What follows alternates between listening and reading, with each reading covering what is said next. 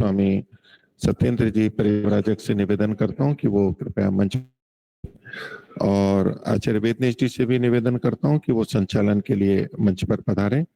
और भजन के लिए आचार्य उत्तम जी, ब्रह्मचारी उत्तम जी से निवेदन करता हूं कि वो कृपया भजन को प्रारंभ करें। और आगे हम लगभग 12:30 तक या कुछ थोड़ा अधिक हो सकता है उतने तक हम पूरा करने का प्रयास करेंगे। उत्तम जी से निवेदन है वो कृपया भजन के लिए शीघ्र से आ जाए।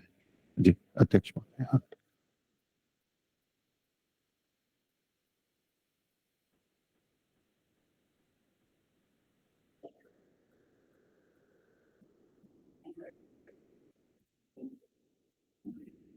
ओम ओम ओम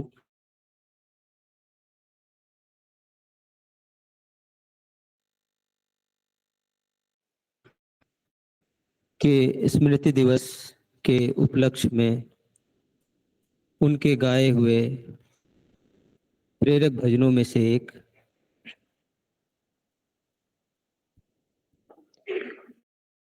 सत्यपति जी वेदों के मंत्रों को भी बहुत सुंदर गाते थे। एक मंत्र का मैं पुनः स्मरण करता हूँ। अकामोधि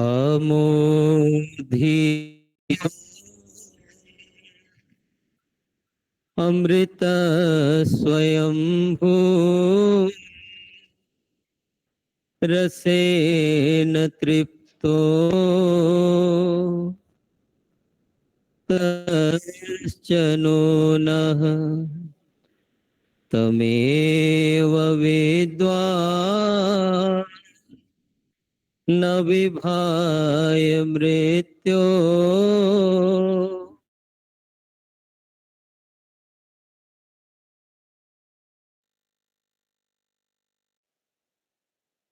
वाना अकामो धीरो अमृत स्वयंभू तेन तृप्तो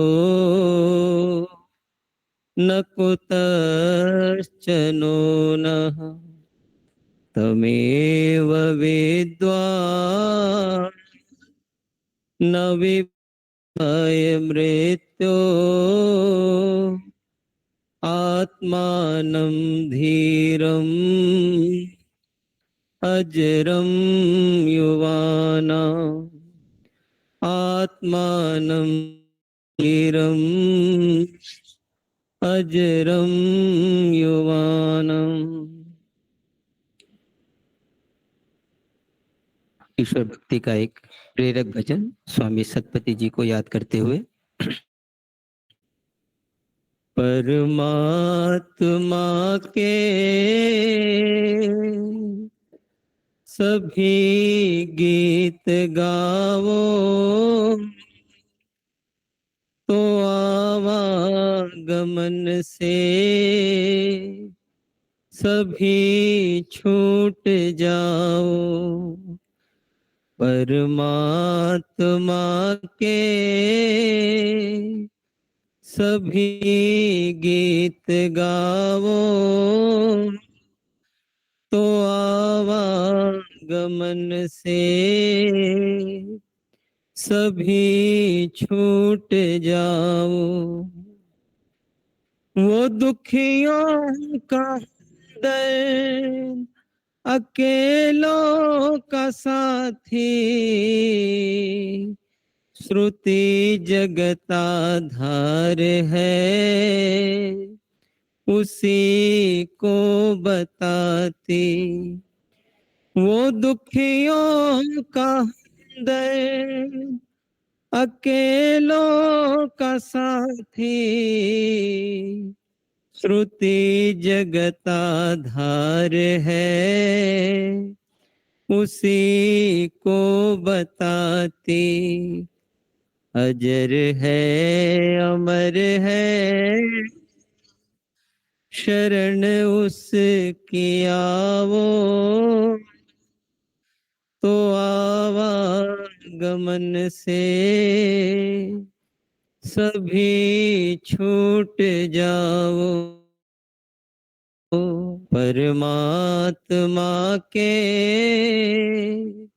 सभी गीत गाओ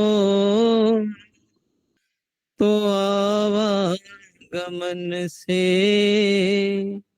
सभी छूट जाओ। है गागर में सागर भरा वेद वाणी चहु ऋषियों द्वारा गई जो बखानी। है गागर में सागर भरा वेद वाणी चहु ऋषियों द्वारा गई जो बखानी। उसी दीप से मन का दीपक जलाओ तो आवागमन से सभी छूट जाओ। परमात्मा के सभी गीत गाओ तो आवागमन से सभी छूट जाओ। वो आनंद घन सकल दुख भरिया पिता मात वही है सखा और भैया। वो आनंद घन है सकल दुख भरिया पिता माता वही है सखा और भैया। उसी से करो प्रीतम बनाओ तो आवागमन से सभी छूट जाओ। परमात्मा के सभी गीत गाओ तो आवागमन से सभी छूट जाओ। है योगी समाधि में जिसको पुकारे जमाने के वैभव की चाह बिसारे। है योगी समाधि में जिसको पुकारे जमाने के वैभव की चाह बिसारे। उसी में लगन सब तुम भी लगाओ तो आवागमन से सभी छूट जाओ। परमात्मा के सभी गीत गाओ तो आवागमन से सभी छूट जाओ। तो आवागमन से सभी छूट जाओ। तो आवागमन से सभी छूट जाओ। ओम। सबका बहुत बहुत धन्यवाद। सादर नमस्ते जी।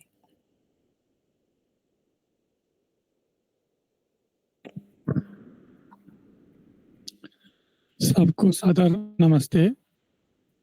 सत्र को प्रारंभ करने के लिए अध्यक्ष महोदय जी का अनुमति चाहता हूं। ये हमारा सत्र स्वामी सत्यपत जी परिव्राजक जो हमारे दादा गुरु रहे हैं,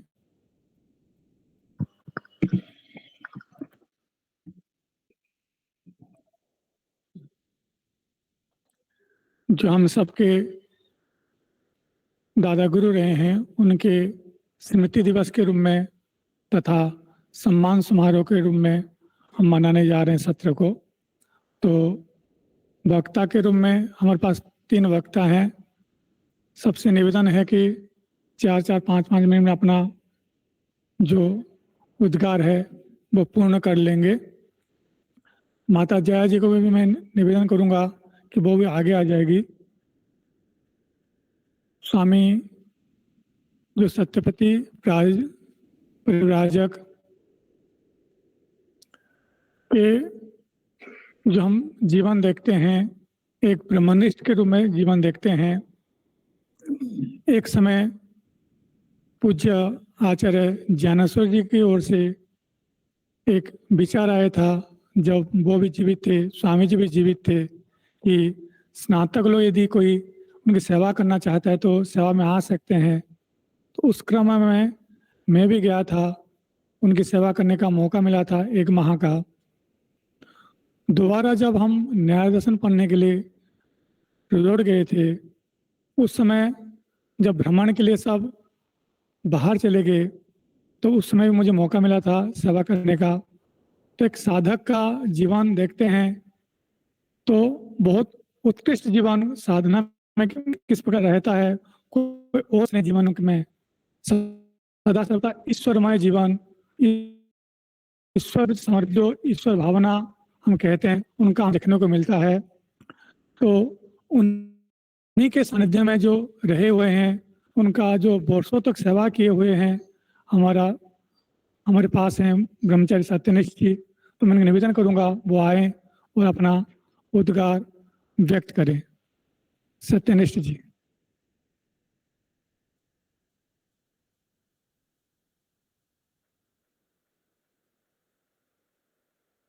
ओम ओम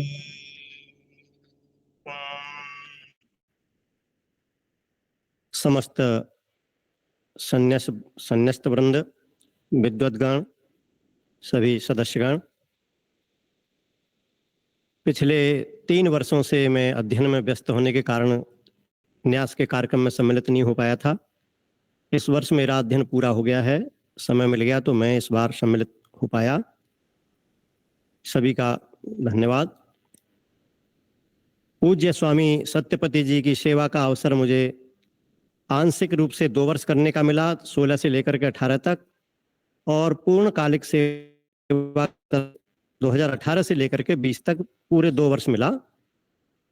जब मैं अध्ययन के लिए गया था तो मेरी प्रबल इच्छा थी कि मुझको सेवा का कार्य मिले। इसी संदर्भ में जो उनकी सेवक थे उस समय कमलदेव जी, मैंने उनसे कह दिया था कि मेरी अगर आवश्यकता कहीं आपको अनुभव हो तो मैं स्वामी जी की सेवा में अपना समय दे सकता हूँ। तो उन्होंने मेरी भावना को समझते हुए जब भी आवश्यकता अनुभव हुई तभी मुझको सेवा दे दी। मेरे पहुंचने के 15 दिन पीछे ही मुझे सेवा का अवसर मिल गया। तो स्वामी जी के पास रह करके बहुत बातें सीखने को मिली। स्वामी जी का जीवन पास से देखने को मिला, कैसा उनका जीवन था। इतना पवित्र जीवन था उनका, वो हर समय ईश्वर प्रणिधान बना के रखते, ईश्वर को एक क्षण के लिए भी नहीं छोड़ते थे। एक बार उन्होंने हम सभी ब्रह्मचारियों को बुलाया और उनकी दाढ़ में दर्द हो रहा था। तो उन्होंने बताया कि देखिए ब्रह्मचारियों, मेरी दाढ़ में इस समय दर्द हो रहा है, फिर भी मैं ईश्वर को नहीं छोड़ रहा हूं। ईश्वर के साथ मेरा संबंध बना हुआ है और दर्द को भी सहन कर रहा हूं। जब तीव्र दर्द होता है असहनीय, तब ईश्वर थोड़ी बहुत देर के लिए छूट जाता है, बाकी ईश्वर के साथ संबंध बना के रखता हूं।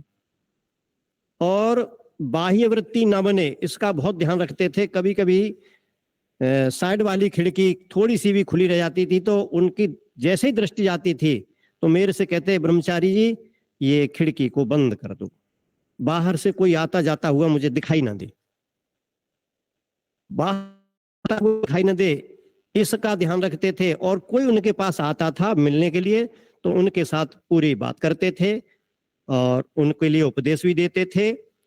और ईश्वर प्रणिधान का तो विशेष ही वो कहते थे सभी के ईश्वर प्रणिधान बनाइए, और बल देते थे कि देखिए योग दर्शन में, योग दर्शन के ऋषि 4 बार ईश्वर प्रणिधान का प्रयोग करते हैं। तो ईश्वर प्रणिधान समाधि का मुख्य है, ऐसा वो अनेक बार बलपूर्वक कहते थे और सभी विद्वानों को बुला बुला करके प्रेरित करते रहते थे, प्रेरणा देते रहते थे और यही कहते थे कि ईश्वर के साथ संबंध बनाइए, ईश्वर ही हमारा लक्ष्य है और ईश्वर अगर नहीं प्राप्त किया तो ये जीवन निरर्थक है। तो उनकी प्रेरणाएं सभी के लिए निरंतर यही रहती थी कि सभी ईश्वर को प्राप्त करें। कार्य गौण है, मुख्य कार्य ईश्वर प्राप्ति है। तो स्वामी जी अनेक रोगों से ग्रसित होने के बावजूद भी, बाधाओं से बाधित होने पर भी ईश्वर के साथ संबंध बना करके ही रखते थे। तो ये प्रेरणा हम सबको उनसे मिलती है कि ईश्वर ही हमारे जीवन का लक्ष्य है और हम ईश्वर प्राप्ति के लिए ही पूरा यत्न करें, तभी हमारा जीवन सार्थक है, जीवन की सफलता है। इतनी बात को कह करके मैं वाणी को विराम देता हूँ। इत्योम शम। ब्रह्मचारी सत्यनिष्ठ जी का बहुत बहुत धन्यवाद। अगले क्रम में मैं माता जया बहन जी विचार रखें।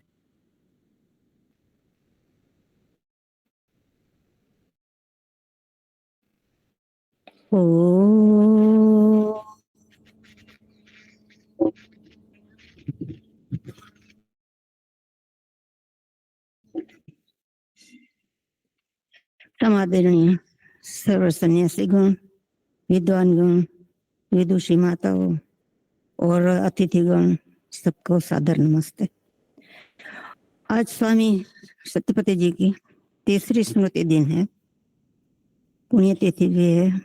आश्रम में हम जब प्रवेश करते हैं, जब मैं विदेश से जाती हूँ आश्रम में, तो स्वामी जी तुरंत याद आते हैं, क्योंकि मुझे स्वामी जी का बहुत सानिध्य मिला है। मैं आज से लगभग 15 साल पहले पहली बार आश्रम देखने आई थी, तब पता चला था कि स्वामी जी हॉस्पिटल में किसी के घर रहते थे, अपने सारवार ले रहे थे। तो 3-4 वर्ष तो उन्होंने, मैं फिर बाद में हर साल आती रहती थी, थोड़े थोड़े समय के लिए आती थी पहले तो। तभी भी 3-4 साल में स्वामी जी का स्वास्थ्य ठीक हो गया था और स्वामी जी आश्रम में रहते थे। उनकी सेवा शुश्रूषा अच्छी तरह आचार्य ज्ञानेश्वर जी ने बनाई रखी थी।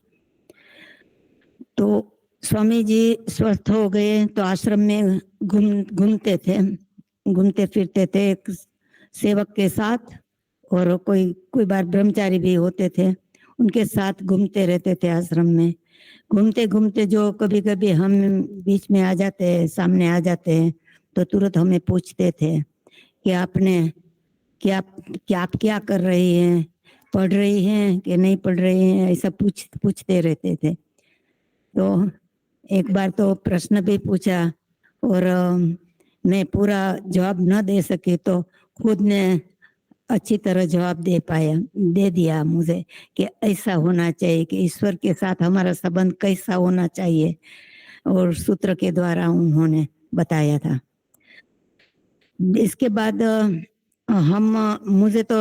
मैं भाग्यशाली मुझको मानती हूँ कि हमें पढ़ने का अवसर भी स्वामी जी से मिला। 3-4 महीने हम 3-4 बहनें स्वामी जी से सत्यार्थ प्रकाश और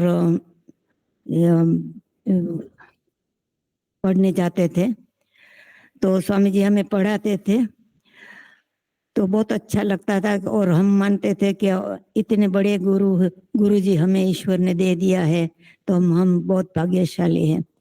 आमतौर पर मैं देखती थी स्वामी जी लगभग गंभीर रहते थे और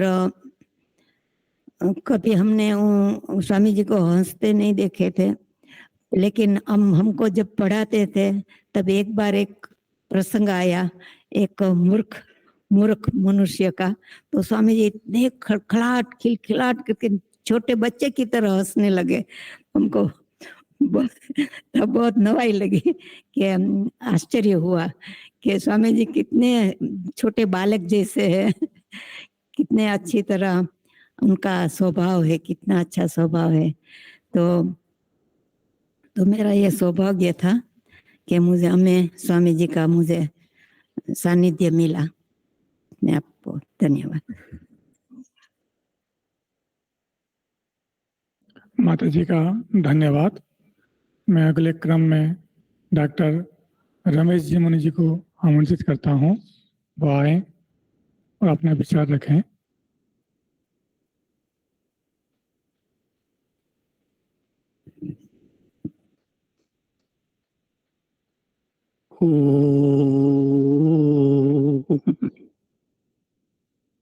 आदरणीय अध्यक्ष महोदय, संचालक महोदय, सन्यासीगण, विद्वद्गण, मैं रोजड़ में 2003 से लेकर के 2012 तक रहा। 2003 में रोजड़ के अंदर स्वामी जी ने स्नातकों के लिए 3 महीने का विशेष शिविर लगाया था। जो वानप्रस्थी आश्रम में रहते थे उनको श्रोता के रूप में बैठने का कुछ समय के बाद उन्होंने स्वीकृति दी थी। पहले तो जो स्नातक थे वही था, भी वो सिर्फ वही बैठेंगे, लेकिन श्रोताओं के लिए था वो सुनेंगे, ना तो कुछ पूछेंगे स्वामी जी से और ना उनसे स्वामी जी कुछ पूछेंगे। तो मैं स्वामी जी जो बोलते थे रफ कॉपी के अंदर लिखता जाता था। अपने कमरे में आकर के उसको वेद मंत्र दिया है तो वेद मंत्र पुस्तक से देख करके ठीक करके लिख लेता था। वो मेरी कॉपी बन गई थी। वो यहाँ आने के बाद मैंने वो अपनी कॉपी मेरे हाथ लगी तो आचार्य जी को दिखाई, तो आचार्य जी ने कहा भी इसकी पुस्तक होनी चाहिए। उसकी पुस्तक यहाँ फिर आचार्य जी ने छपवाई, ईश्वर प्राप्ति के उपाय। तो उस शिविर के अंदर एक स्नातक ने स्वामी जी से पूछा था कि स्वामी जी आप कहते तो हो समाधि लगाओ, समाधि लगाने का सबसे सरल और जल्दी प्राप्ति का उपाय क्या है? तो स्वामी जी ने कहा, वो बात मुझे अभी भी याद आ रही है कि जब चलो तो आंखें नीची करके चलो। अगर कोई सामने से आने वाला नमस्ते भी करता है तो नमस्ते का उत्तर नमस्ते से तो दे दो, लेकिन उसकी तरफ देखना नहीं है। और ऐसी जब आपकी हालत होगी तो थोड़े दिनों के बाद दूसरे लोग समझेंगे कि ये तो पागल है। क्योंकि प्राय हम समझते हैं कि किसी को अगर नमस्ते करते हैं तो वो भी उसी तरह से हमें अपनी नमस्ते का उत्तर दे। तो मैं किसी को नमस्ते कर रहा हूं, वो ध्यान नहीं देता, उसकी तरफ नमस्ते तो बोल दिया, तो मेरे मन में उसके प्रति कुछ ना कुछ तो भावना बनेगी ना। इसीलिए कहा भी अगर आप जल्दी से जल्दी समाधि प्राप्त करना चाहते हो तो आपको पागल जैसा बनना पड़ेगा। उसके लिए आपको हर समय ईश्वर परिधान बनाए रखने का प्रयास करना पड़ेगा। और उसके बाद भी आज स्वामी जी को जब कभी मिलते थे तो स्वामी जी सिर्फ एक ही बात पूछते थे कि कितने दर्शनों का अध्ययन किया है। समाधि के प्राप्ति हुई नहीं हुई तो जल्दी से उसको प्राप्त करने का प्रयास करो। कभी उन्होंने ये नहीं पूछा था स्वास्थ्य का क्या हाल है, परिवार का क्या हाल है, कुछ नहीं, सिर्फ यही बात होती थी कि अध्ययन कहाँ का हो गया है और समाधि की प्राप्ति के लिए अगर प्राप्त नहीं हुई तो जल्दी से जल्दी प्रयास करो। इस कारण से स्वामी जी का सिर्फ उद्देश्य यही था कि जिस प्रकार से मैंने समाधि प्राप्त की है, मेरे सभी शिष्य, मुझे मिलने वाले भी जो हैं या दुनिया के सब लोग जो हैं, ये भी शीघ्रता से समाधि को प्राप्त करें। इन्हीं शब्दों के साथ मैं अपनी वाणी को विरामता हूं। ओम शांति।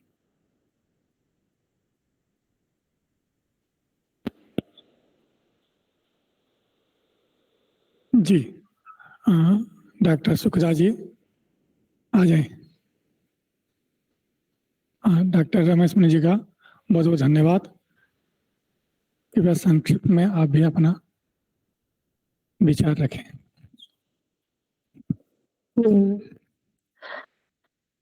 स्वामी सत्यपति जी से मेरा सीधा सीधा परिचय तो बहुत बाद में हुआ और उनके साथ शायद सीधी बात मैंने कभी नहीं की, लेकिन जो बचपन में मेरा उनसे परिचय हुआ वो उनकी पुस्तक विवेक वैराग्य श्लोक संग्रह, और उससे भी पहले उनका जो छोटा सा जीवन चरित्र था, आत्मचरित, उससे। ठीक है। और उस सब के बाद जब मैंने उनको दूर से देखा है, सीधी बात नहीं हुई लेकिन मैं 2-3 बार उनसे मैंने उनको सीधा देखा है, मेरे मन में ये भाव, ऐसी श्रद्धा उनके प्रति जागृत होती रहती थी, अभी भी है, कि जो ईश्वर की प्राण प्रतिष्ठा उन्होंने की हुई थी। यहाँ प्राण प्रतिष्ठा से मेरा मतलब प्राणों की प्रतिष्ठा नहीं, प्राणों में ईश्वर की प्रतिष्ठा, ईश्वर की अपने प्राणों में प्रतिष्ठा उन्होंने की हुई थी। वो फीलिंग उनके प्रति, वो श्रद्धा भाव उनके प्रति हमेशा से मेरे मन में, और मैं उनको एक विशेष प्रेरणा का स्रोत मानती हूँ, क्योंकि जो पहला मुझे कहीं से कुछ मिला वो उनके वो आत्मचरित को पढ़ने से मिला था, फिर विवेक वैराग्य श्लोक संग्रह, उसने मुझे गाइड किया कि मुझे किधर जाना है, क्या करना है। डॉक्टर सुखदा जी का बहुत बहुत धन्यवाद। अगले क्रम में अपना विचार रखने के लिए आचार्य सोमदेव जी को मैं आमंत्रित करता हूँ, वो आए और अपना विचार रखें।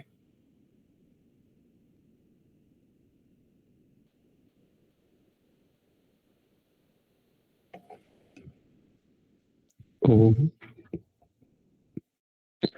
श्रद्धेय स्वामी सत्यपति जी के स्मृति सम्माननीय अध्यक्ष जी, संचालक जी, विद्वत वर्ग, 1996 में तो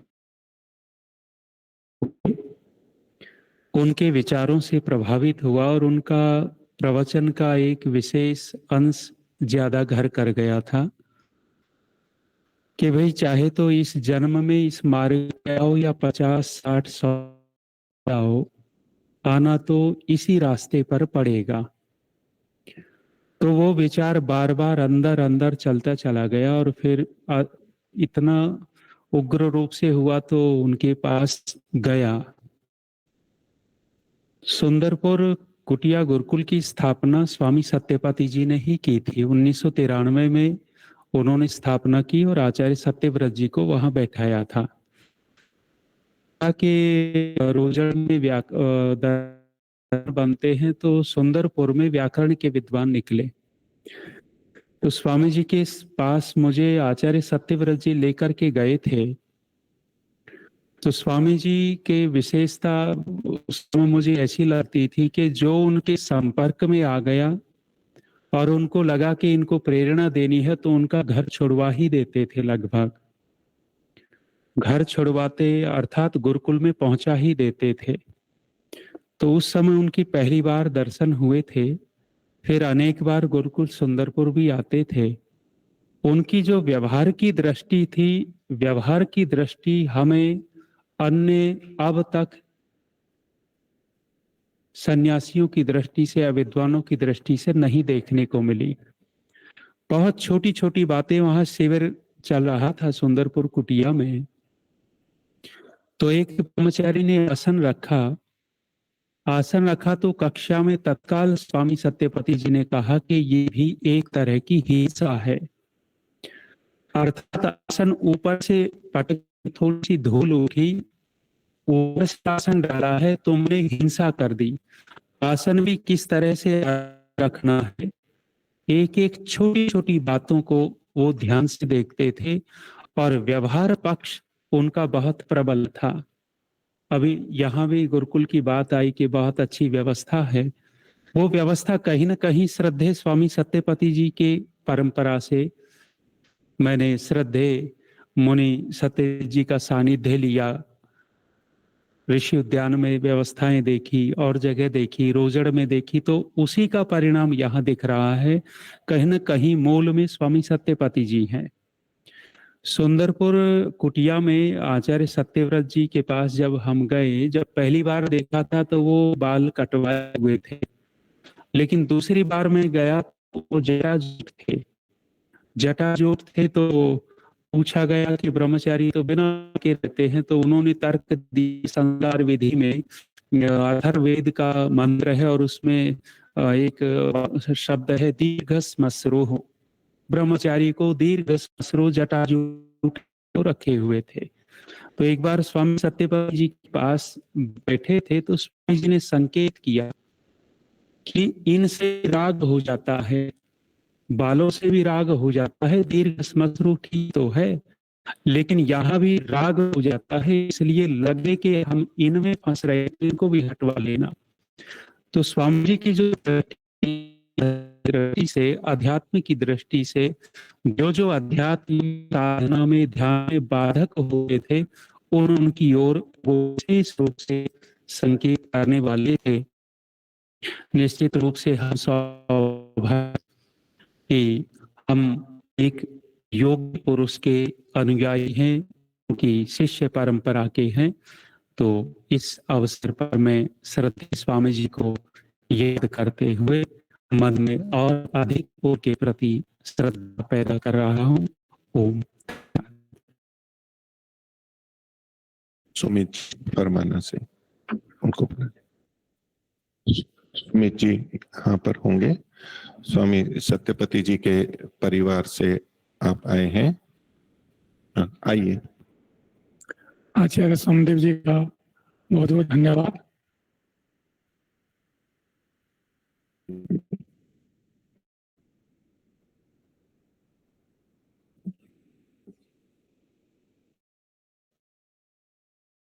आप सभी को सादर नमस्ते। मेरा नाम सुमित, गांव फरमा खास, तहसील महम, जिला रोहतक, हरियाणा।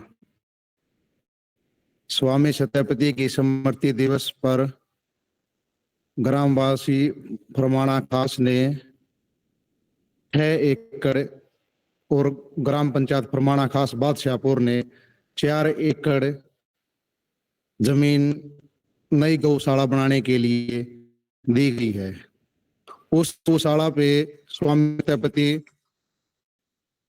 परिवारजक का नाम दिया जाएगा। मेरी तरफ से और ग्राम पंचायत फरमाना खास की तरफ से स्वामी सत्यपति की श्रद्धांजलि को नमन करता।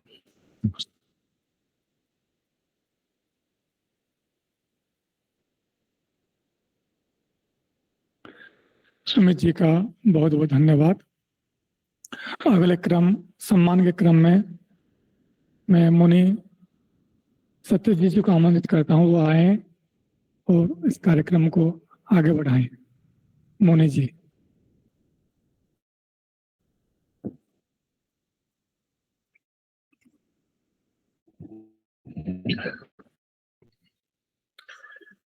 स्वामी सत्यपति जी सम्मान कार्यक्रम की दृष्टि से मैं सर्वप्रथम आचार्य आनंद प्रकाश जी को सदर आमंत्रित करता हूँ। आप कृपया मंच पर आए। आज आपका ये सम्मान प्रसाद आश्रम की ओर से किया जाएगा। मैं थोड़ा उससे जो सुमित जी थे, स्वामी सत्यपति जी के से हैं, उनके स्वामी जी जो छोटे भाई, उनके परिवार में के दादाजी लगते थे। तो जो आपने एक नई सूचना दी है कि माना जो गांव है उन्होंने 1 एकड़ जमीन दी है और पास का एक गांव है उन्होंने 4 एकड़ जमीन दी है। 10 एकड़ की गौशाला खुलेगी वहां एक नई, और पूज्य स्वामी सत्यपति जी के नाम से ये गौशाला स्थापित की जाएगी। और हम सभी इससे बहुत प्रसन्न हैं और समस्त ग्रामवासियों का और जो की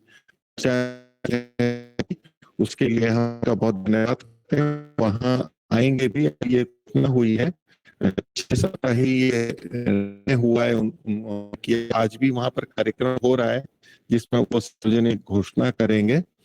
मैं पीछे आपके वहाँ गाँव में गया था, के घर पर भी आर्य समाज भी है, तो ये हमारे लिए संज्ञा की बात है और हम यहाँ से उसमें करें। तो स्वामी सत्यपति जी का जीवन चित्र है, उनकी पुस्तकें हैं, उनके प्रवचन और भजन हैं, उनको सुनने की व्यवस्था की दृष्टि से वहाँ एक स्थान बने, कामना करते हैं। और हम वानप्रस्थ साधक आश्रम और वैदिक आध्यात्मिक न्यास की ओर से वहाँ प्रयास करेंगे, और जब वो बनेगी, उद्घाटन होगा, तो उसमें भी हम लोग सब सम्मिलित होंगे, जैसे भी उसकी आगे की प्रक्रिया होगी। तो मैं वैदिक आध्यात्मिक न्यास की ओर से और वानप्रस्थ साधक आश्रम दोनों संगठनों की ओर से, दोनों संस्थाओं की ओर से समस्त ग्रामवासियों का बहुत बहुत धन्यवाद करता हूँ। और हमारा संदेश आप उन तक पहुंचाइएगा और हम उस गौशाला को और स्वामी जी की स्मृति को और अच्छा बनाने के लिए प्रयासशील रहेंगे। और हमारी जो न्यासों की बैठक होती है उसमें हम इससे संबंधित कुछ निर्णय लेकर के और उस स्थान को अच्छा लोगों के लिए स्वामी जी का संदेश सबको मिल सके, इसके लिए भी हम प्रयास करेंगे। और ये सभी कार्यक्रमों में आते रहते हैं स्वामी जी के, और उनके परिवार के भी आते रहते हैं, पर अभी इस बार वो अकेले ही आ पाए हैं। आगे रोजड़ में भी वहां आते रहते हैं, स्वामी जी से भी मिलने आते रहते थे। मैं पूरे परिवार का और पूरे ग्रामवासियों का इस दृष्टि से धन्यवाद करता हूँ।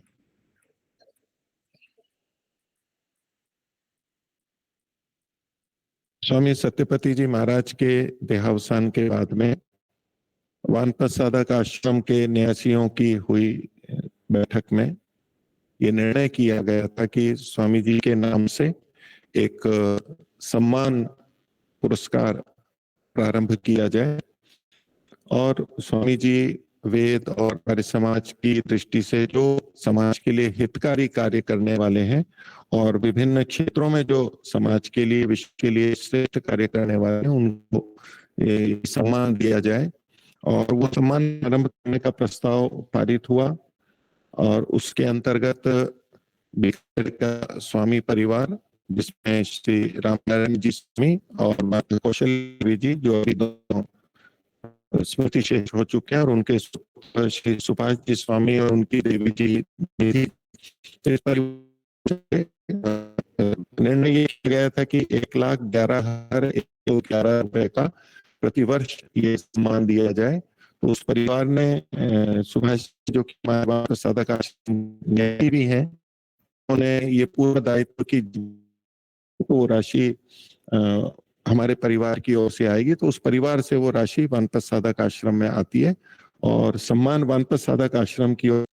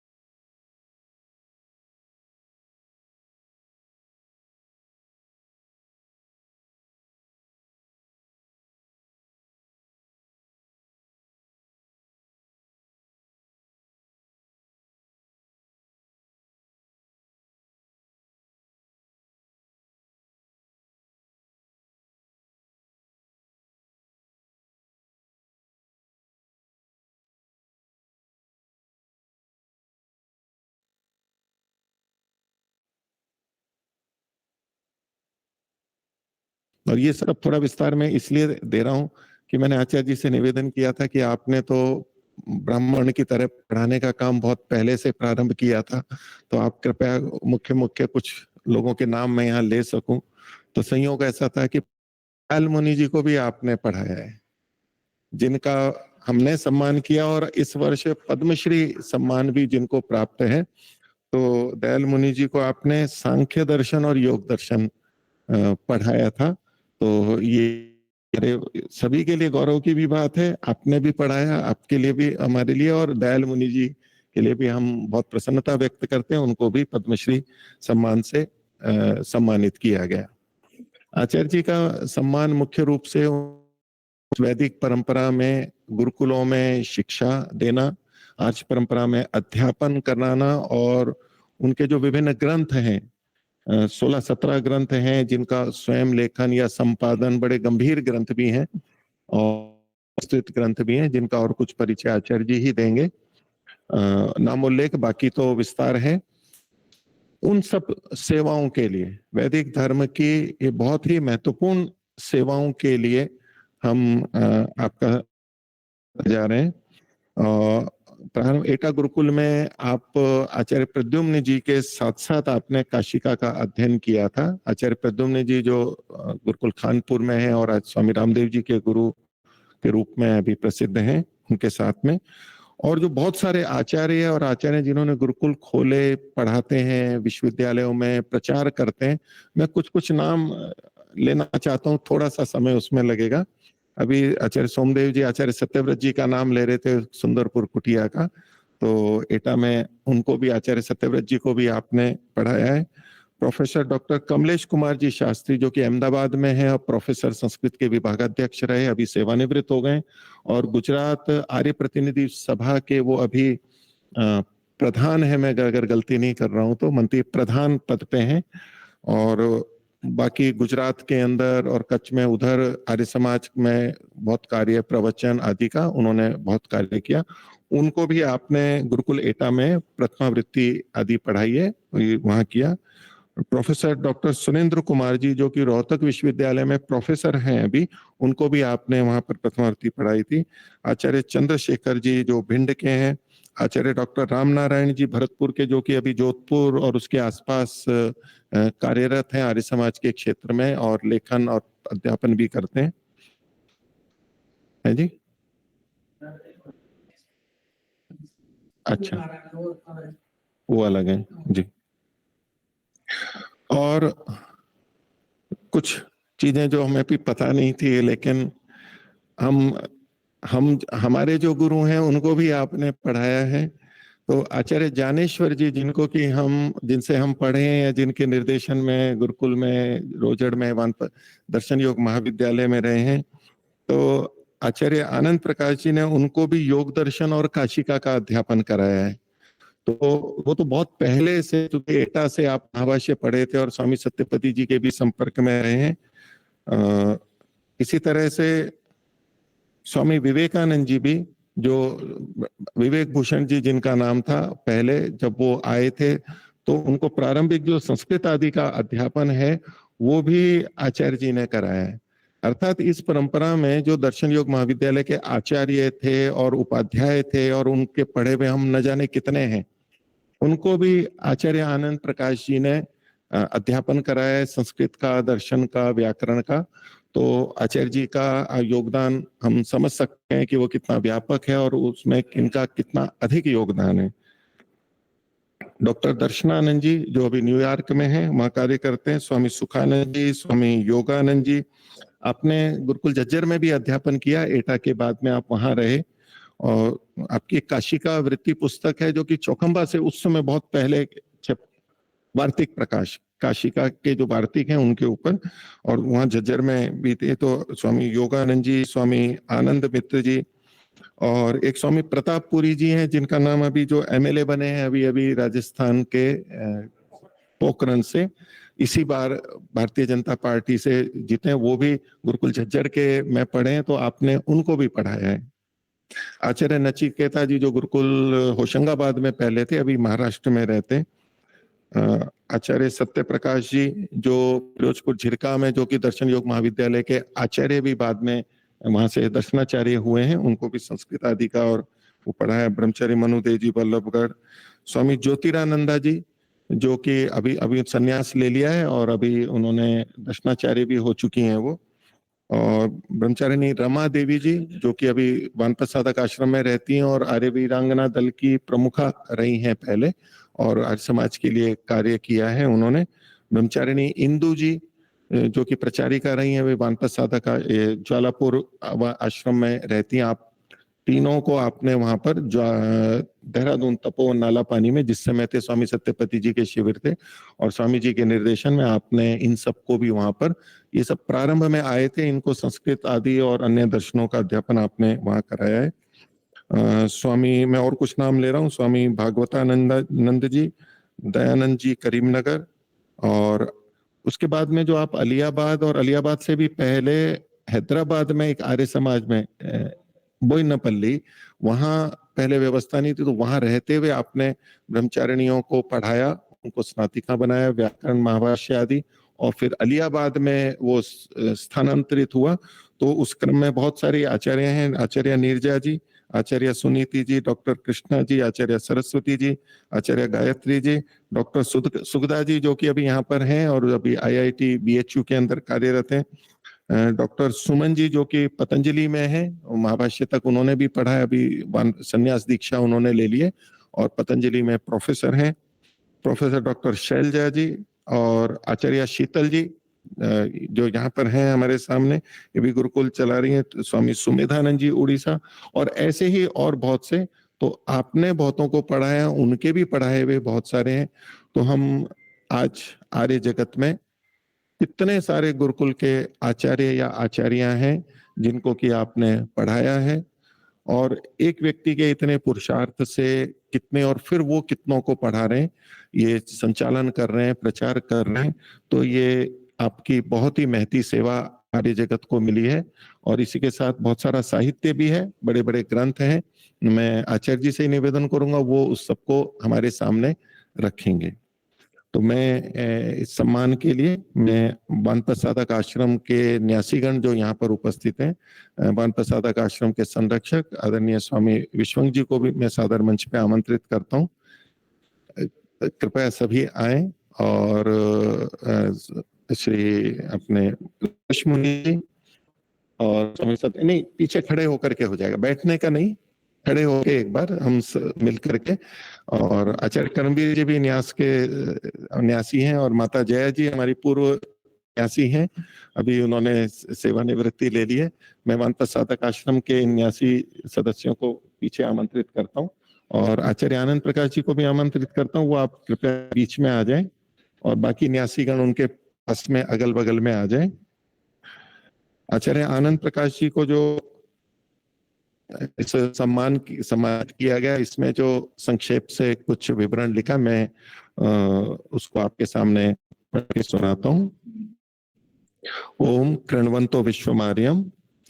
स्वामी सत्यपति परिव्राजक तृतीय स्मृति दिवस कार्यक्रम, दिनांक 2 फरवरी 2024, स्थान स्वामी आत्मानंद गुरुकुल, मलारना चौड़, सवाई माधोपुर, राजस्थान। अभिनंदन। आचार्य आनंद प्रकाश जी, स्वामी सत्यपति वार्षिक सम्मान रुपए 1,11,111। आचार्य आनंद प्रकाश जी का जन्म माता श्रीमती गंगा देवी जी एवं पिता श्री ख्यालीराम जी से 7 अक्टूबर 1956 को गांव बहरावद, तहसील अतरौली, जिला अलीगढ़, उत्तर प्रदेश में हुआ। शिक्षा अतरौली से 10वीं कक्षा प्रथम श्रेणी से उत्तीर्ण करके आर्ष गुरुकुल एटा, उत्तर प्रदेश से 6 वर्ष में व्याकरणाचार्य, गुरुकुल चित्तौड़गढ़ राजस्थान से निरुक्ताचार्य, वेदवागीश, छंद शास्त्र एवं अलंकार शास्त्र का अध्ययन, दर्शन योग महाविद्यालय रोजड़ गुजरात से षड दर्शनाचार्य एवं योग प्राच्य। अध्यापन पढ़ते हुए गुरुकुल एटा में अध्यापन किया। 4 वर्ष गुरुकुल सिंहपुरा रोहतक हरियाणा में अध्यापन किया तथा 4 वर्ष गुरुकुल झज्जर हरियाणा में व्याकरण आदि का अध्यापन किया। तपोवन देहरादून उत्तराखंड में 1.5 वर्ष तक दर्शन शास्त्र एवं संस्कृत अध्यापन का शिविर चलाया। मई 1992 ईस्वी से आर्ष शोध संस्थान आंध्र प्रदेश में शिक्षा, व्याकरण, निरुक्त, षड्दर्शन, वेद आदि का अध्यापन चल रहा है। इस संस्थान गुरुकुल की स्नातिकाएं भी कुशलता से पढ़ाती हैं। गत अनेक वर्षों से दूरभाष संपर्क द्वारा अनेक गुरुकुलों के ब्रह्मचारी एवं ब्रह्मचारिणियों के लिए व्याकरण, दर्शन शास्त्र आदि का अध्यापन कर रहे हैं। संस्थाएं आर्ष विद्या प्रचार न्यास एवं आर्ष शोध संस्थान पंजीकृत के संस्थापक एवं प्रबंधक न्यासी हैं। वैदिक आध्यात्मिक न्यास रोजड़ के अध्यक्ष हैं। व्याकरण से अधिकों का लेखन संपादन कार्य किया है और भी कई महत्वपूर्ण ग्रंथों के लेखन, संपादन एवं प्रकाशन का कार्य चल रहा है। आचार्य आनंद प्रकाश जी अलियाबाद को उनके वैदिक धर्म के लिए की गई अविस्मरणीय निस्वार्थ महती सेवा के लिए स्वामी सत्यपति वार्षिक सम्मान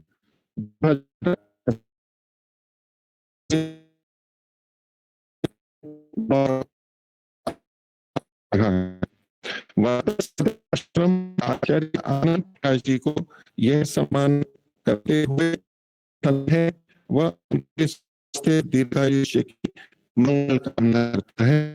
ओ शॉल शॉल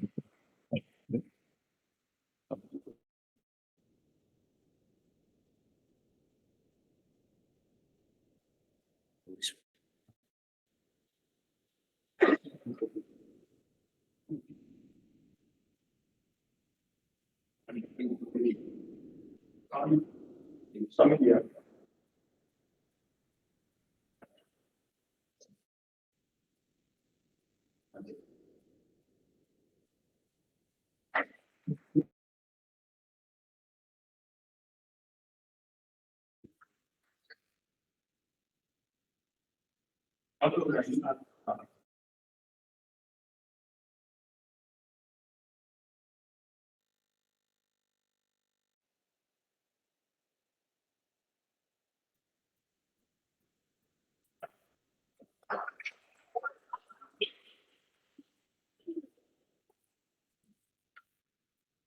का बहुत बहुत धन्यवाद। आपने इस सम्मान को स्वीकार किया और हम सभी को गौरवान्वित किया।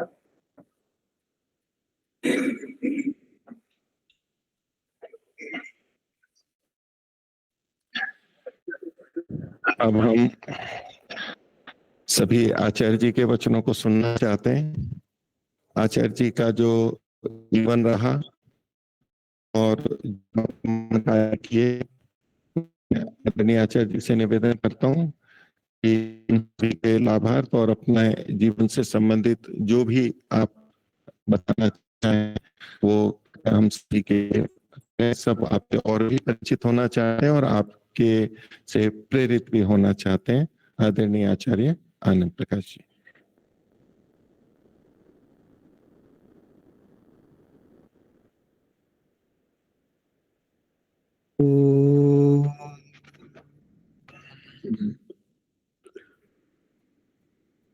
सभी बंधुओं को सादर प्रणाम।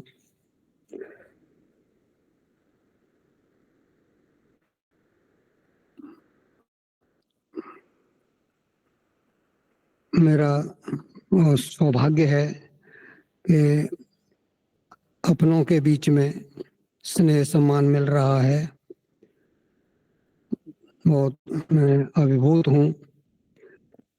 वैसे आरंभ से ही घर से जब मैं एटा गुरुकुल में गया था और पढ़ने लगा था तो स्वामी ब्रह्मानंद जी पंडी जो वहाँ के संस्थापक थे वो बार बार कहते थे आप जो पढ़ रहे हैं व्यवस्था की जा रही है इसका आपके ऊपर ऋण है।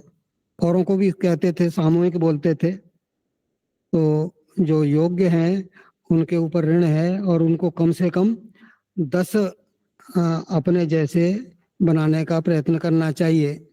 तो उसी आदेश का, उसी ऋण को चुकाने का प्रयास करते करते एक अभ्यास बन गया कि जहाँ भी अवसर मिला वहाँ पढ़ाने का प्रयास किया, पढ़ाया। चाहे पढ़ते हुए एटा गुरुकुल में भी और गुरुकुल सिंहपुरा में या झज्जर में हमारी 7 घंटियां होती थी पढ़ाने की, 9 से और आगे दिन भर 4 बजे तक बीच में भोजन का विश्राम होता था। पर इसके अतिरिक्त भी जो कई जो योग्य थे, जैसे अमेरिका के दर्शनानंद जी और आचार्य सत्यव्रत जी, उनका नाम पहले अलग था पर मैंने उनका नामकरण किया सत्यव्रत। पहले घर से उनका संतराम था, गुरुकुल में भी संतराम नाम ही लिखा गया था। जब वो मेरे पास अलग से विशेष रूप से पढ़ने लगे तो उनका नाम भी बदल के, और बहुत प्रयास किया अलग से स्वतंत्र 2 घंटे कुछ जो बहुत उत्सुक जिज्ञासु और बिना परीक्षा के पढ़ना चाहते थे उनको पढ़ाया झज्जर में। और साथ ही साथ रात्रि में फिर वार्तिक प्रकाश भी लिखता था। तो ये एक और व्यक्तियों ने मुझे बताया कि आपने पिछले जन्म में पढ़ाई की है, बहुत शास्त्रों का उपयोग किया है और जितना देना चाहिए उतना शायद आपने नहीं दिया, तो आपके ऊपर शास्त्रों का भी ऋण है। तो जितना हो सके उतना सरल, स्पष्ट और जितना संभव है उपयोगी व्याख्यान भी लिखते रहें, जो आपकी समझ में अच्छा है।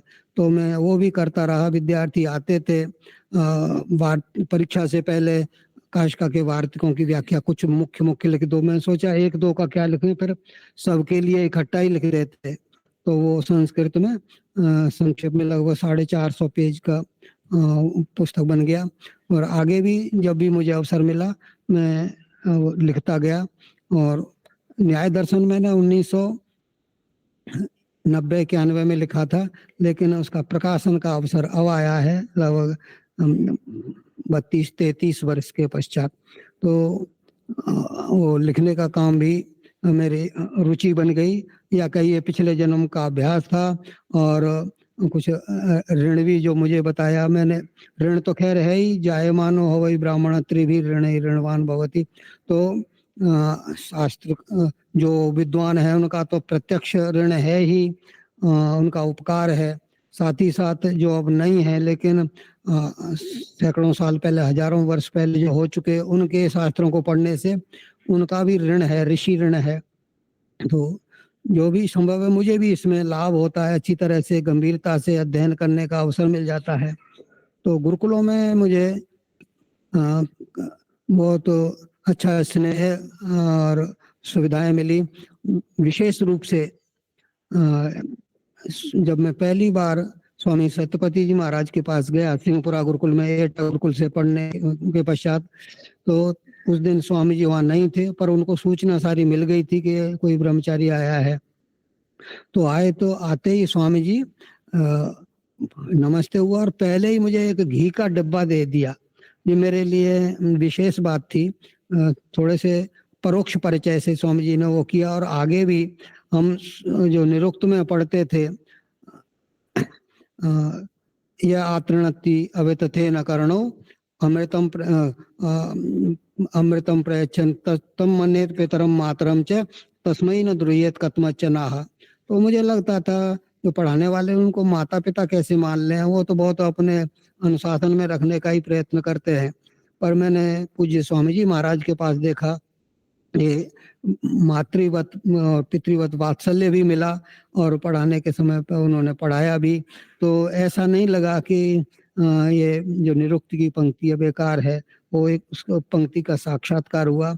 स्वामी जी से हमेशा आगे भी, फिर सिंहपुरा में भी 2-3 साल रहे, उसके बाद 4-5 साल पहले बैच में रोजड़ में रहे। तो सब जगह पूज्य स्वामी जी का पढ़ाने के साथ साथ मातृवत पितृवत वात्सल्य भी मिलता रहा। बहुत उत्साह बना रहता था, प्रसन्नता रहती थी।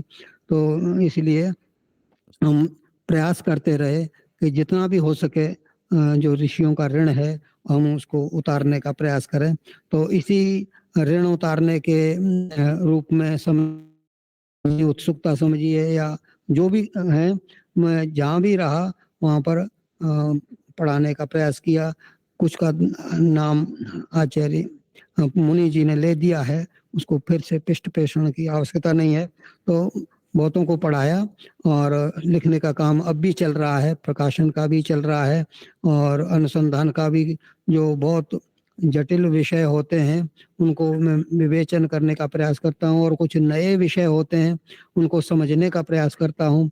इसी प्रसंग में ये कहा गया था प्राण प्रतिष्ठा का, यद्यपि मुझे कुछ लेना देना नहीं, मैं मानता भी नहीं, लेकिन प्रक्रिया क्या होती है। स्वामी जी महाराज ने सत्याग्रह प्रकाश के जो 11वें समोल्लास में या 13वें 14वें समोल्लास में बहुत सारी बातें उनके रहस्य लिखे हैं। तो इसका अर्थ है नहीं कि स्वामी जी उन सबको मानते थे और उचित समझते थे, पर वो होता क्या है, उसके रहस्य क्या है, वो भी जानना चाहिए। जान करके ही हम उसका खंडन कर सकते हैं। कुमारिल भट्ट भी जो बौद्धों का खंडन करने में समर्थ हो सके, उसका एक बड़ा कारण था उनको पता नहीं था वो क्या मानते हैं, उनके ग्रंथ क्या हैं, उनकी सूक्ष्मता क्या है, कमजोरी क्या है। तो इसके लिए वो प्रच्छन्न रूप से बौद्धों के विद्यालय में शिष्य बने, पढ़ाई की और उनके मान्यताओं को समझा और फिर बाद में खंडन करने लगे। तो लोगों ने कहा तुम तो एक गुरुद्रोही हो, कृतज्ञता की है।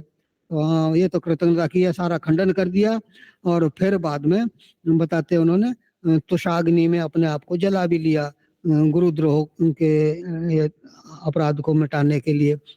तो जो भी हो, हम जैसे महर्षि दयानंद जी ने बहुत सारे मतों का, मान्यताओं का खंडन किया है, उसको अच्छी तरह पहले समझा है और समझ करके ही फिर उसका हम खंडन कर सकते हैं। या उसमें कितना अंश उपयोगी है या है कि नहीं है, कितना दुष्प्रचार है, प्रचार है, पाखंड है, ये सब जान करके ही हम उसको स्पष्ट कर सकते हैं, लोगों को बचा सकते हैं या समझा सकते हैं। तो इसी रूप से मैंने इसको अधिक से अधिक गहराई से समझने का प्रयास किया था। इसके जो तंत्र विद्या को जो सीधा अपने काम में नहीं लाते, लेकिन जानकारी उनको विशेष है, ऐसे लोगों से मैंने संपर्क किया, जाना, समझा। तो ये कुछ बातें बता दी। ऐसा नहीं है कि मैं इसको मानता हूँ या मैं इसका अनुष्ठान करता हूँ, लोगों को करने के लिए कहता हूँ। बाकी क्या होता है ये तो समझना चाहिए आप लोगों को भी। और भी मान्यताओं का यदि सत्य का प्रचार करने के लिए, असत्य का खंडन करने के लिए उद्यत हो तो उसको पहले समझना चाहिए। चिकित्सक भी ऑपरेशन करता है तो पहले देखता है क्या बीमारी है, फिर उसको अच्छी तरह से उसकी चिकित्सा करता है, शल्य क्रिया करनी है, औषधि लगानी है, कैसे उसको ठीक करना है। तो इसी प्रकार से हम सीधा ही कटु भाषा में खंडन करने लग जाएं, उसका हमें स्पष्टीकरण नहीं पता हो तो लोग और विद्रोह में भी आ जाएंगे और हम अच्छी तरह से खंडन भी नहीं कर पाएंगे, समझा भी नहीं पाएंगे। तो पहले किसी भी बुराई को, अच्छाई को समझ लें, फिर उसका समर्थन या खंडन किया जा सकता है। तो वो मैं प्रयास करता हूँ कि वो भी चलता रहे, जिससे कि सत्य का प्रचार हो। तो ये है, आपने सबने मुझे इस योग्य समझा, तो ये तो पूज्य स्वामी जी का प्रसाद है और उन्हीं की कृपा से इस योग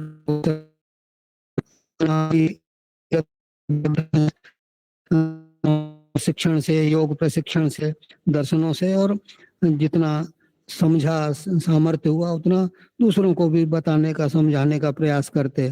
तो ये चल रहा है, जब तक सामर्थ्य रहेगा तब तक हम प्रयत्न करते रहेंगे। और ईश्वर से प्रार्थना है कि हमें सामर्थ्य दे कि हम आप लोगों से बना हुआ है, आगे भी बना रहेगा। हम सब मिलकर के अपने वैदिक विज्ञान का प्रचार।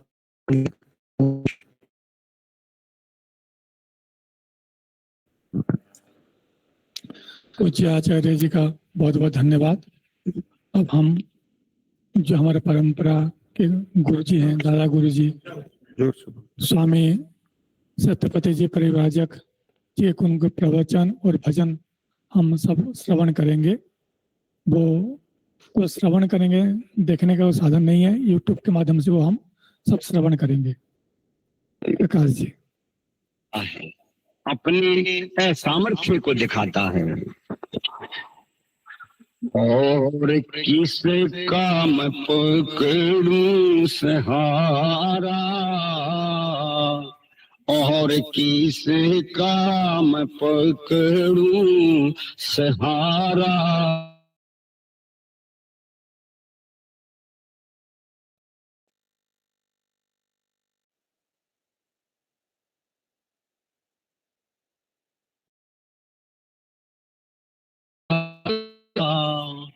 स्वामी तेरे सिवा कोई नहीं है।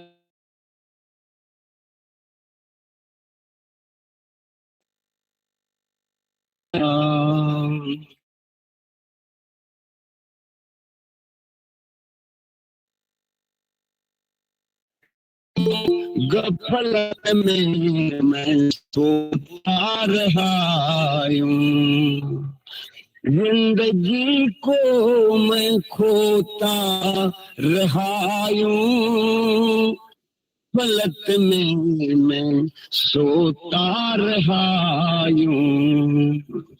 कितनी गुजरी हैं दिन और रातें, कितनी गुजरी हैं दिन और रातें, नींद आंखों से धोई नहीं है। और किस काम पकड़ूं सहारा, और किस काम पकड़ूं सहारा।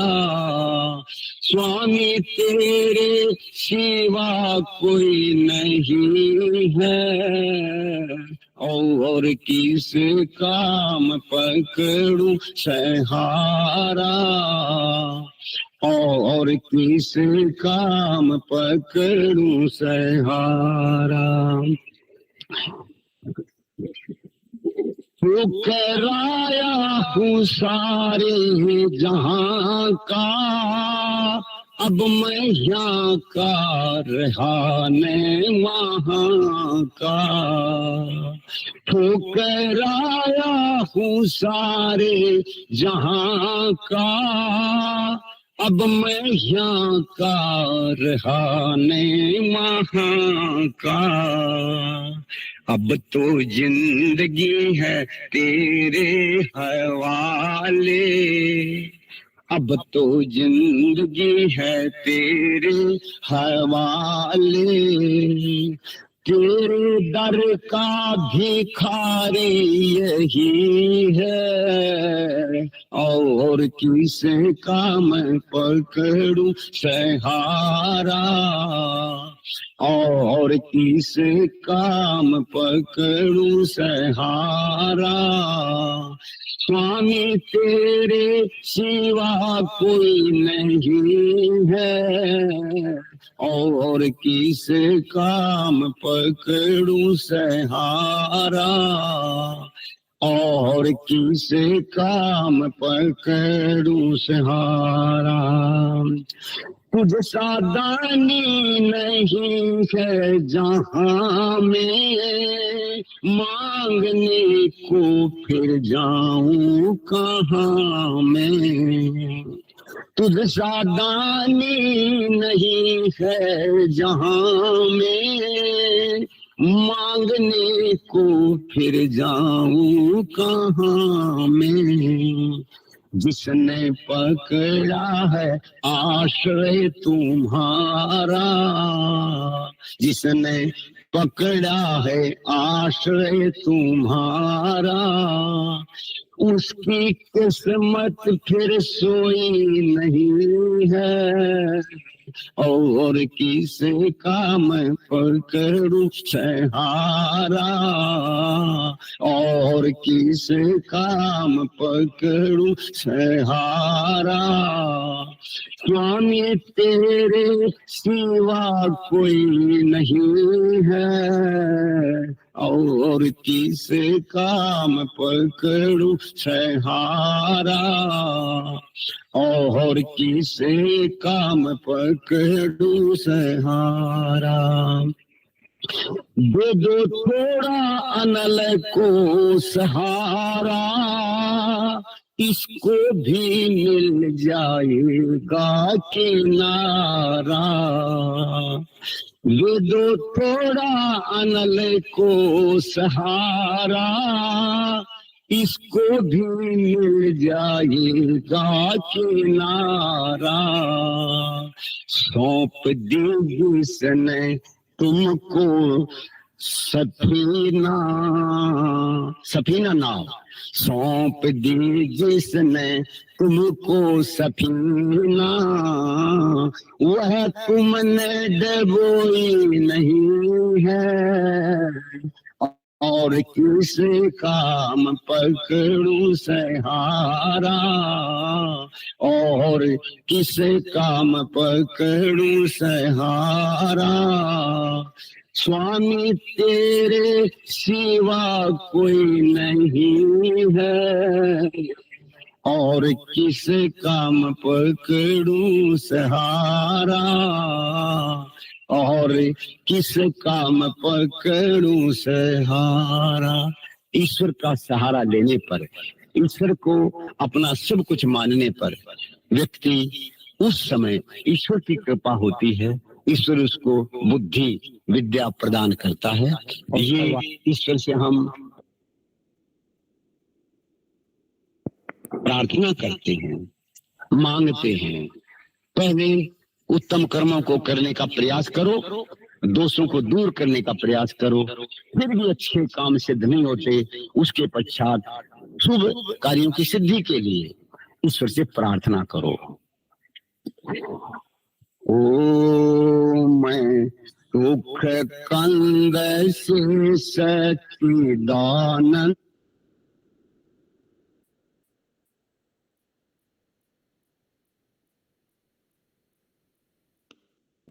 अर्थात जिसमें ज्ञान रहता है, अनुभव करता है, वो चेतन पदार्थ है। जिसमें ज्ञान नहीं है, ज्ञान से शून्य है, वो जड़ पदार्थ। ऋषि ऐसा मानते हैं, ऋषियों की परिभाषा में ही आया। और भौतिक वैज्ञानिक क्या कहते हैं, याद रखिए, वो ये कहते हैं जड़ पदार्थ को चेतन बना दिया जाता है और चेतन को जड़ बना दिया जाता है। ये विद्या है इनकी, समझ लीजिए आप। चेतन पदार्थ और जड़ पदार्थ दो तरह के पदार्थ हैं। जो व्यक्ति जड़ और चेतन को नहीं जानता वो विद्वान नहीं है, नहीं हो सकता। अब आप ध्यान देंगे, थोड़ा सा सूक्ष्मता की ओर चलिए। ये ग्रंथ है, पुस्तक है, अथवा ये मेज है, ये जड़ पदार्थ है। इसको चेतन कोई नहीं बना सकता, किसी की शक्ति नहीं इसको चेतन बनाती। और मुझे आचार्य जी को, आपको चेतन को जड़ नहीं बना सकते। जड़ जड़ ही रहेगा, चेतन चेतन ही रहेगा। भौतिक विज्ञान की बात मैंने सुनाई। अब आप इन भौतिक वैज्ञानिकों की मान्यता और ऋषियों की मान्यता, ये ऋषियों के विरुद्ध है। ऋषियों के जो बात विरुद्ध हो उसको न मानना, और जो हो उसको मानना। महर्षि दयानंद सरस्वती जी ने बात कही। आदि सृष्टि से लेकर के स्वामी जी ने कहा कि जैमिनी ऋषि महाभारत काल में आए, उस समय के लाखों क्या करोड़ों लिखा है, इतने ऋषि महर्षि हुए। तो इसलिए ये मान्यता उनकी जो बात ठीक है हम मानते हैं, किंतु इसको नहीं मानते। अब एक बात ध्यान देने की है, विद्या प्राप्ति में गुरुजी से विद्या प्राप्ति करना, गुरुजी से सीखना जानना, ये विद्या प्राप्ति का आचार्य उपाय है। परंतु याद रखना, गुरुजी से विद्या पढ़ने जाओ या विद्या पढ़ो तो क्या करो, पहले ये पहचान कर लो ये सच्चा गुरु भी है या नहीं है। अपने आचार्य जी ने 12 लेख लिखे हैं, एक पत्रिकाएं क्या पत्रों की वह व्याख्यानों की बनाई हुई है, आपने देखा होगा। तो 12 लेख लिखे आचार्य जी ने। एक लेख उसके ऊपर लिखा गया कि सत्य गुरु के क्या लक्षण हैं, किसको हम गुरु माने और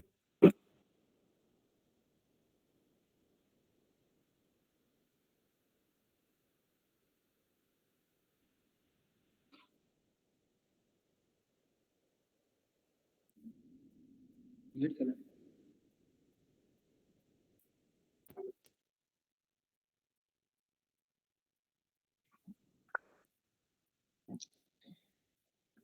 सब जो हमने अभी सुना स्वामी जी का, ये आचार्य रविशंकर जी ने हमें 1 घंटे में सुनकर उपलब्ध करवाया, इसलिए उनको भी बहुत बहुत धन्यवाद।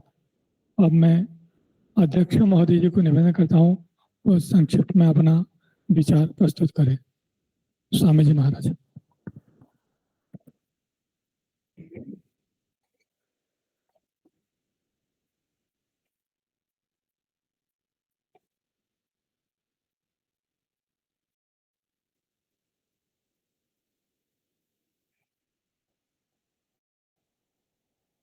मंच पर विराजमान आचार्य श्री आनंद प्रकाश जी, समुपस्थित विद्वत वर्ग, संचालक जी और सभी धर्म प्रेमी आर्य सज्जनों, पृथ्वी पर कभी कभी किसी ऐसे मनुष्य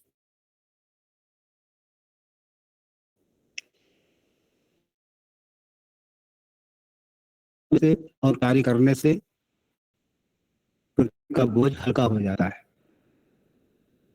और वो अपने प्रकाश से बहुत सारे लोगों के प्रकाश के स्रोत बन जाते हैं। ऐसे ही एक सामान्य परिवार में जन्मे हुए शायद कोई आशा भी नहीं कर सकता था कि जिस परिवार से स्वामी जी आए और वो व्यक्ति एक सामान्य स्तर से उठता हुआ इतना ऊंचा व्यक्ति बन जाएगा, एक तपोनिष्ठ योगनिष्ठ, ऐसी कल्पना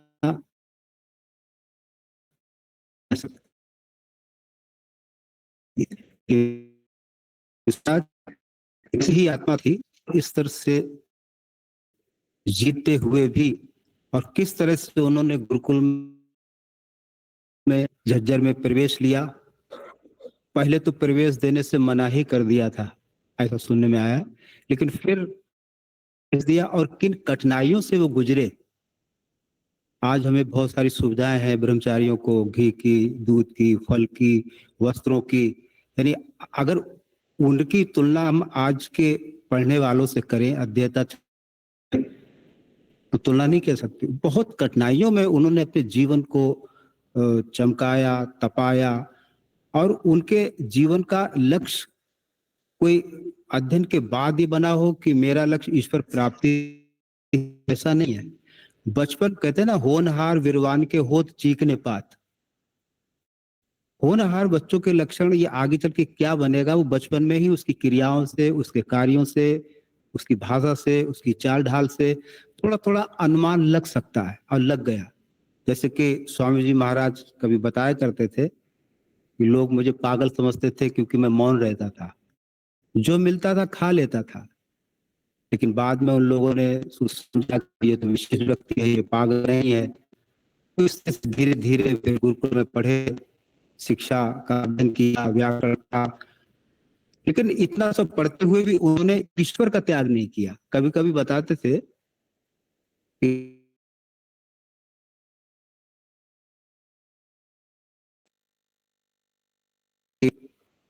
ये सब गौण विषय है या मेरी मानसिक अवस्था बिगड़ रही है।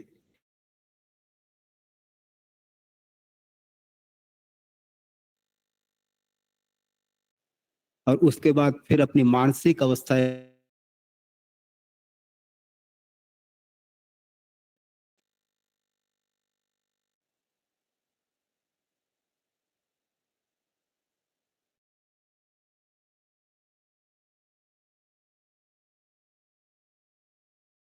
में लग गए।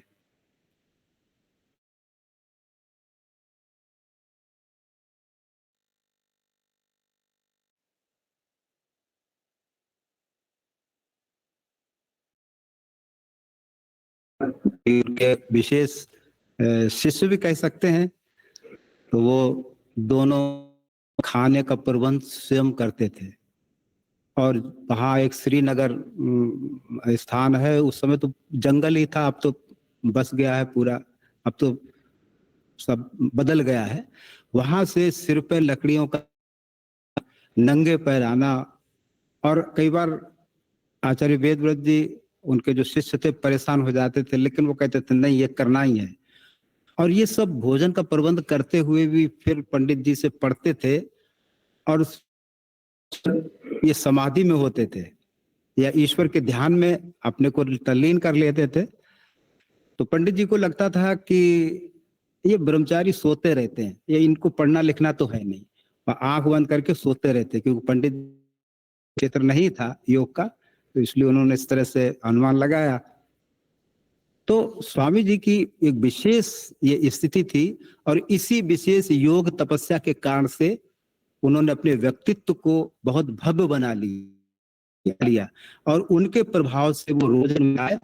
और फिर यहाँ के जो वहाँ के जो संयोग के जो ट्रस्टी थे, तो कुछ दिन के लिए शिविर के लिए स्वीकृति दी, उसके बाद फिर ये विद्यालय बन गया, और फिर अनेक शिष्यों को निकाला, और उनके शिष्य कुछ तो दिवंगत हो गए, लेकिन कुछ हैं, और उन शिष्यों के शिष्य भी आज एक नया निर्माण कर रहे हैं, नया निर्माण चल रहा है। तो वो ये निर्माण, शिष्यों का निर्माण, योग की परंपरा, स्वामी जी को मूल लक्ष्य जो था कि ईश्वर की प्राप्ति हो। और मैं समझता हूँ इसमें एक रहस्य था।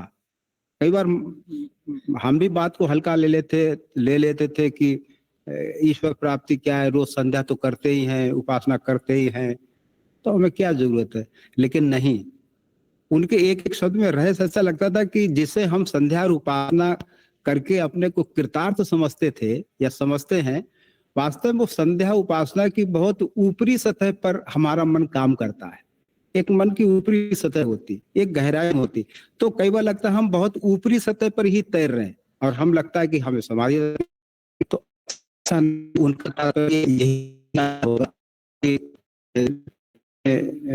आचार्यों में या सभाओं में जहां कहीं भी इस तरह का जो एक वैमनस्य का जो वातावरण बन जाता है, तो उसका मुख्य कारण है कि ऐसे व्यक्तियों को योग के क्षेत्र में आगे बढ़ाना, उनको योग की तरफ लाना, उनको ध्यान की तरफ लाना। क्योंकि ध्यान जो है, ईश्वर का ध्यान और समाधि सब समस्याओं का समाधान है, इसलिए उसका नाम समाधि रखा। तो मैं अधिक ना कहूंगा, आज इस कार्यक्रम में और भी विशेष कार्यक्रम जुड़ गए।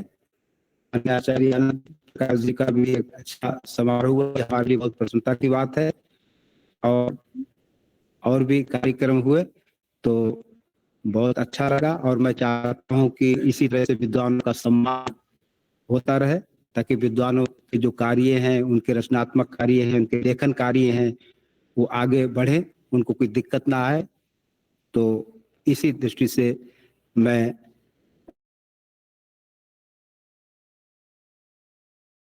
श्रद्धांजलि अर्पित करता हूँ। और ये स्थान जहाँ पर स्वामी जी का समारोह, ये दिवंगत आत्मा को श्रद्धांजलि मनाई गई, मैं समझता हूँ ये स्थान भी धन्य हो गया, इसका भी एक इतिहास बन जाएगा। यहाँ कभी 50 साल पहले यहाँ पर स्वामी सतपति जी का ये सब मनाया गया था। तो हम सभी का ये सौभाग्य है, और सभी का मैं पुनः धन्यवाद करता हूँ कि आप लोगों ने सबके मुख से जो स्वामी सतपति जी के संस्मरण सुने, बहुत धैर्य से सुने और बहुत प्रसन्नता सुने, परंपरा चलती रहे। तो मैं धन्यवाद करता हूँ। और आचार्य सोमदेव जी का भी मैं भी धन्यवाद करता हूँ कि उन्होंने हमारी बहुत अच्छी व्यवस्था की, हमें कोई कष्ट नहीं होने दिया, और हमें सब प्रकार से सहयोग देते रहे। ओम शांति। अध्यक्ष महोदय जी का बहुत बहुत धन्यवाद। अगले क्रम में न्यास के सचिव जी को आमंत्रित करता हूँ, वो आए।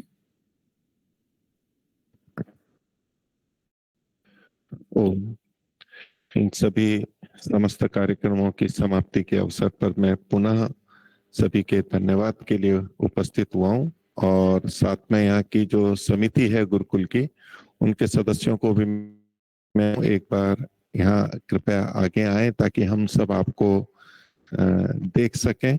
कृपया समिति के सभी सदस्य यहाँ आगे आ जाएं। आचार्य या विद्वान जहाँ भी कार्य, व्यक्तियों गृहस्थों का, उन सब का सहयोग बहुत आधारभूत होता है, कार्य करता है। स्वामी सत्यपति जी को भी आर्यवन न्यास की ओर से उनके सदस्यों ने आमंत्रित किया, स्थान दिया, मिल करके बहुत संयोग अच्छा बन जाता है। आप कृपया यहाँ आगे आए और उस तरफ आप मुकेश जी कैमरा उधर भी ले लीजिए, चित्र भी ले लीजिए। और पदाधिकारियों तो मुझे पता नहीं, सभी पदाधिकारी मतलब सब बहुत सहयोग करते हैं, ये आचार्य जी ने कहा। तो मैं समस्त न्यास की ओर से और यहाँ समिति के सदस्यों का और जो यहाँ उपस्थित ना हो उनका भी, और भी जो सहयोगी हैं और आपके सब परिवार वाले हैं जिनके सहयोग से आप यहाँ पर समर्थन से सहयोग कर पाते हैं, आपके परिवार के बच्चे, आपकी देवियां, उन सबका भी मैं धन्यवाद। और प्रभु की कृपा बनी रहे, हमारे अंदर सद्विचार बने रहे और हम प्रेरणा हमारी बनी रहे। और यहाँ ये इतना अच्छा कार्य आचार्य सोमदेव जी ने और आचार्य सर्वमित्र जी और अन्य लोगों ने किया है। और यहाँ आज आइए आचार्य जी, आइए आइए आइए। और सर्वमित्र जी हैं क्या? नहीं, आइए आचार्य जी, आप आइए, बीच में आचार्य जी को स्थान दीजिए। तो यहाँ जो, जैसे कि आपने देखा स्वामी सत्यपति जी ने जो कार्य किया और कितने लोग बन गए और आज कितनी जगह कार्य कर रहे हैं, ये जो कार्य है मूलभूत कार्य है, बच्चों का निर्माण, और फिर ये आगे जाकर के क्या कार्य करेंगे बीज के रूप में होते हैं, जो कि समाज के लिए कितना बड़ा कार्य करेंगे। आप लोगों को भी कल्पना नहीं होगी कि इन्हीं बच्चों में से कौन कितना अच्छा निकलेगा और आपका जो कार्य है वो कितना फलित होगा।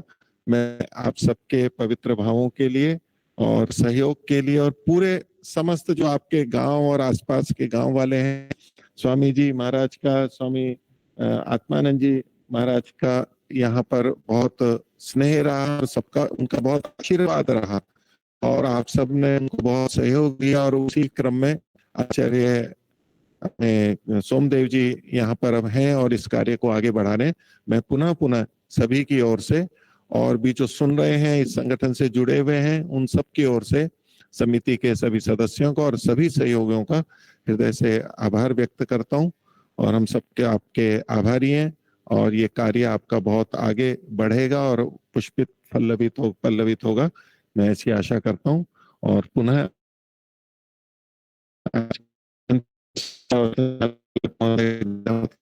सभी श्रोताओं का धन्यवाद करता हूँ। सबने बहुत शांति से इस कार्यक्रम को सुना, इस कार्यक्रम की गरिमा को बढ़ाया। और मेरे सामने कैमरे वाले हैं, शिव प्रकाश जी हैं, इन्होंने भी शांत भाव से जो उपलब्ध कराया हमें भी और बाहर के लोगों को भी, मैं पुनः सबके लिए धन्यवाद करता हूँ। और प्रभु का अत्यंत कृतज्ञता से इसको हम समापन की ओर लें और शांति पाठ करें।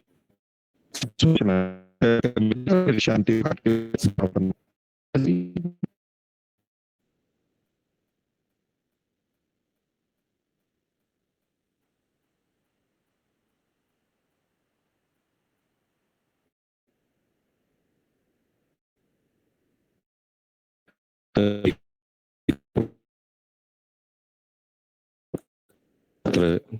समाप्त होता है, कुछ सूचना के बाद शांति पाठ सर आचार्य सोमदेव जी के माध्यम से हम सब लोगों की सुंदर उपस्थित सारी सारी यहाँ पर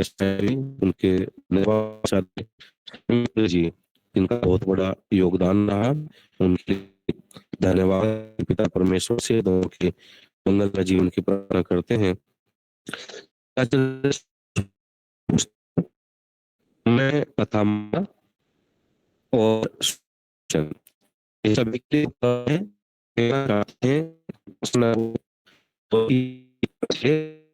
यहाँ पे लेंगे और इसी प्रकार से एक अपने जी स्वामी सत्यपति जी महाराज जो 3 माह का विशेष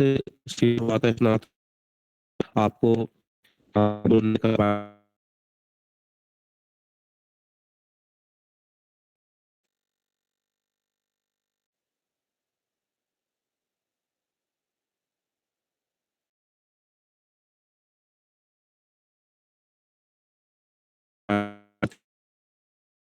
दिन पत्रक, जिसको हम कैलेंडर बोलते हैं,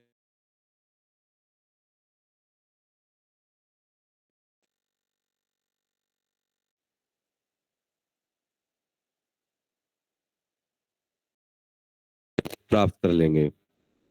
यहाँ से हम भोजन के लिए चलेंगे और भोजन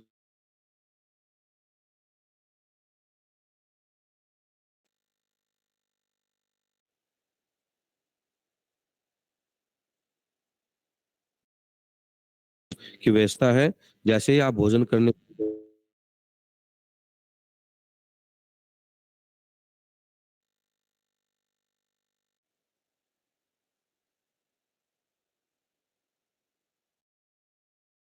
ठीक है, चलो आचार्य संगति शांति पाठ। सब लोग मिलकर के हम शांति पाठ करते हैं। ओ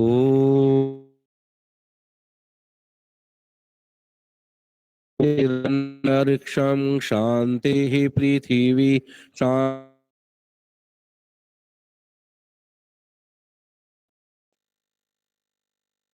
तयः शांतिर्विश्वे देवाः शांतिर्ब्रह्म शांतिः सर्वं शांतिः शांतिरेव शांतिः सामा शांतिरेधि। ओम शांति शांति शांति। सर्वेभ्यो नमः। सभी को सादर नमस्ते।